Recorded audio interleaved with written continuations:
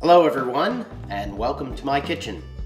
My name is Eric, and today I'm going to show you how to make my special, yummy delicious pizza crust. It's based off of a recipe that I found on the internet, and I've modified it over time to produce what I think is the best crust I've ever tasted. Now I'm hoping you will too if you try making it. It's considered a no-knead crust, which uses 7 basic ingredients plus active dry yeast or pizza crust yeast. It takes only about 10 minutes to prepare and about 45 minutes to 1 hour for the dough to rise. And then I like to put it in the freezer for another hour to slow the yeast production down a bit. This provides for a thinner crust, and it also makes it easier to work with in the pan. Alright, first off, let's start with 1.5 cups of warm, not hot water. You can test it with your finger. Be right back.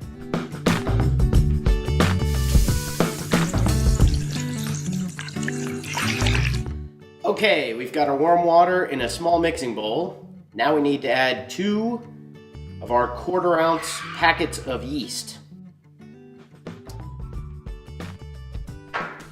Okay, after adding the yeast to our mixing bowl, we need to let it sit for about 5 minutes to let the yeast activate.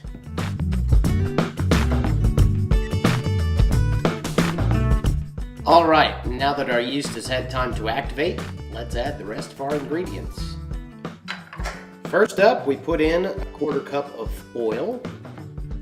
I use a canola / EVOO or extra virgin olive oil blend.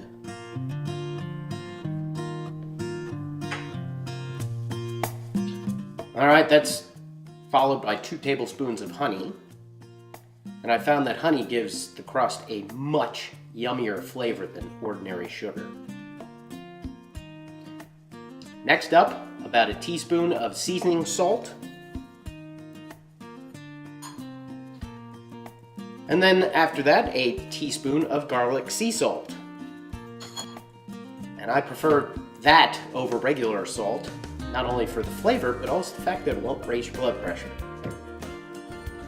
Alright, next we put in a dash of cayenne pepper, which you really can't taste a whole lot in the final baked crust, but it's there to add just a little kick. Then, last but not least, one of my favorites, a dash of Old Bay seasoning.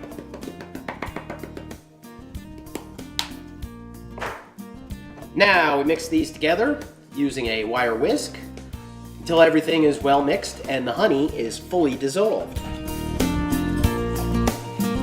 Now this may take a little time, but it's definitely worth it, believe me. Alright, that's looking pretty good. Now that everything is well mixed, we can add the flour. I like to use a whole wheat flour. Now the original recipe called for 4 cups of flour, but I found that about 3 1/4 to 3 1/3 cups work better for me, actually. Alright, time for me to get my big wooden drumstick spoon, and let's get mixing all this stuff together until we get a nice dough.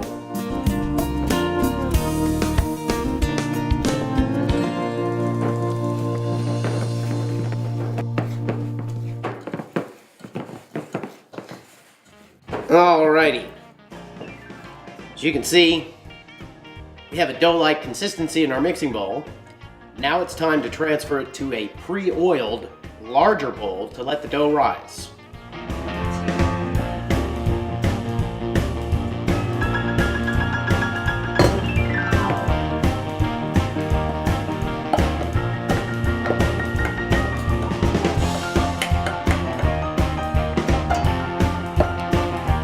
Okay, I usually get the dough into the bowl and then I flip it over, like so. Kind of use some of that oil that's in the bottom of the bowl to make sure that the dough is covered on all sides to keep it from sticking as it rises. Alright, now I usually use a plate to cover it. You can use cling wrap, saran wrap, whatever you want to use, that's fine. We want to find a nice warm spot for it. I prefer prefer the back burner of my stove. Of course, the stove is off. We don't want it too hot of a place, but a nice warm spot for it to rise. And then we'll set our timer for 45 minutes. And we can increase it from there if we need to. You basically want the dough to be about twice the size as it was when you put it in the big bowl, and maybe even pressing up on the bottom of the lid that you put on there. All right, more after the dough rises.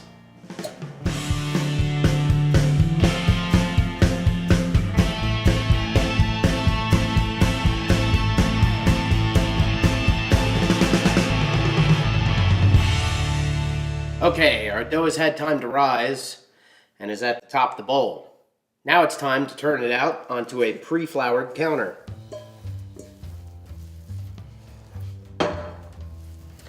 Again, this is a no-knead crust, so I just gently work it around the counter to let it pick up some of the flour, and then just knead it a couple times, really. Get a nice soft consistency to it. Then I return it to the counter, form it into a loaf or a log, if you will. Then, using the backside of a knife, just cut it in two. And then put each half, which will be your 14-inch pizza crust, into a baggie, our pre-oiled baggie. Tamp it on the counter a couple times, and then I just roll it up, seal it like so, and then when I store them, I make sure I place them on top of the seal like this. All right, there we go with number 2. Now, just find a level spot in your freezer, put them in there. If you're going to cook with them that night, let them sit for about an hour, take them back out, let them get up to room temperature, and you'll have a great pizza. We'll cover that in part 2, coming right up.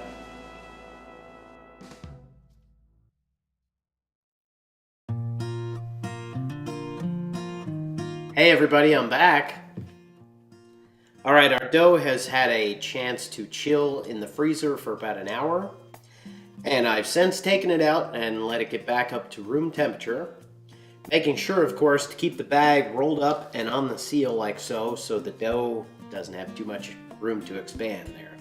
Okay, before going any further, I'm going to preheat my oven to 425 degrees Fahrenheit.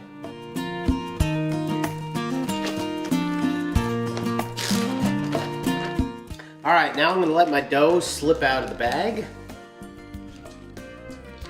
and onto the counter, like so. Another great reason for using pre-oiled bags. Again, with the no-knead crust, you simply work it a few times on the counter, and then I'll pick it up and work it in the air like so. Just kind of stretching out a little bit and let gravity do most of the work, till it starts to get a little thin in the middle. Now this dough isn't quite rigorous enough to toss around like you sometimes see in pizza kitchens, but it's much tastier, I promise. Alright, grab my 14-inch round pizza pan that I've pre-coated with canola spray oil.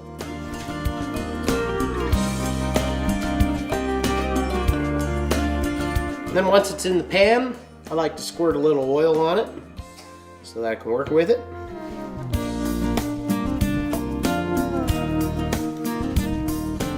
Here I'm just rolling my hand gently to work the crust out toward the edges of the pan. And meanwhile, I'm trying to maintain a general consistency in the crust throughout the entire pan, so that you don't get any thick or thin spots, as these may cause bubbles in your crust as it bakes. Okay, that's looking great. Now it's time for your toppings.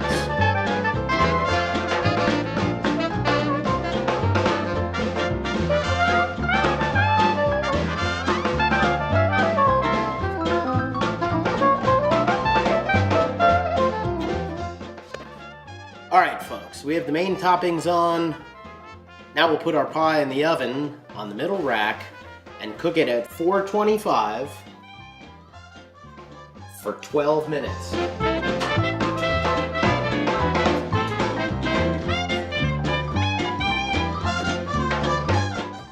More in just a bit.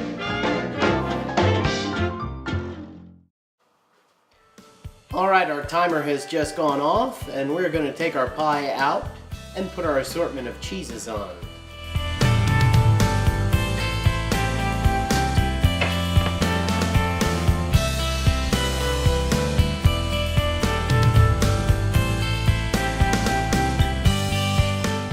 Okay, that's looking great, and the cheese isn't even melted yet. Alright, now we put this back in the oven on the center rack and bake it for another 12 minutes at 425.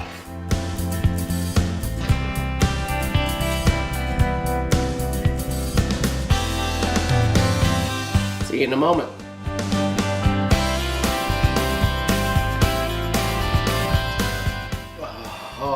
Oh. Smells just as good as it looks, folks. Okay, did I mention that I'm a cheese lover? Something else I like to do, and again, this is entirely optional.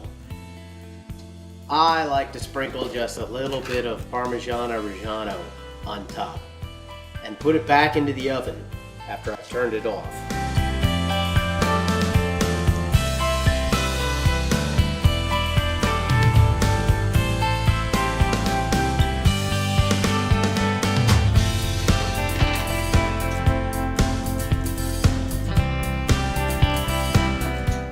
Now that's a pizza pie. Mwah.